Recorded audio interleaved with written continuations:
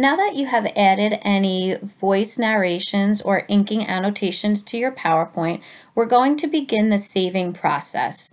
And we're going to save this in a slightly different way and save it in a way that is called a PowerPoint show. The reason that we want to make it into a show is it will be viewed by your students and their families almost in a movie-like or video-like form.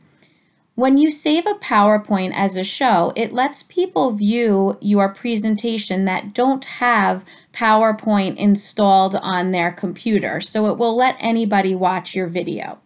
So in order to go through this process, you're going to click on the File tab and select Save a Copy or Save As, whichever option you have.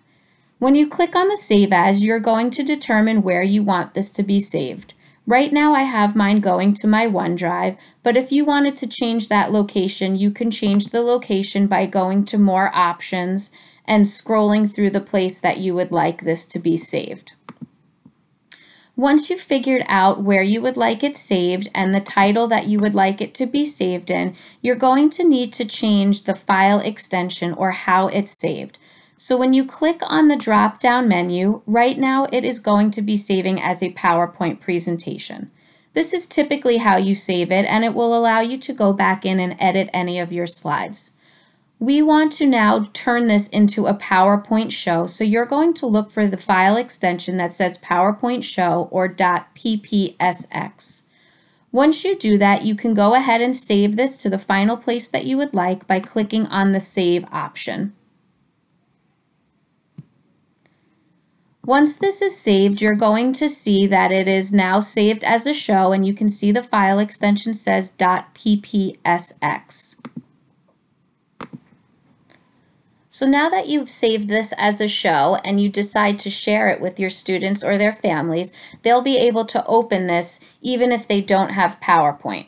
So to see what that looks like, I will go to my file finder and I will open up where I have my PowerPoint saved, and you're going to see that the icon looks a little bit different for my shows versus a regular PowerPoint presentation. When I click on that show, it's now going to launch it and start playing immediately. So your students can begin watching this and going through your presentation. One thing to note is that these PowerPoint presentations or shows that have all of your audio and narrations in them tend to get a little bit large in size. So if you're looking to share these presentations with your students, whether it's through an email or in a OneNote notebook or even in Edmodo, you might want to consider sharing this as a link. And in the next video, I'll show you how you can create a shareable link so that you don't actually have to attach large files into any of your other digital platforms.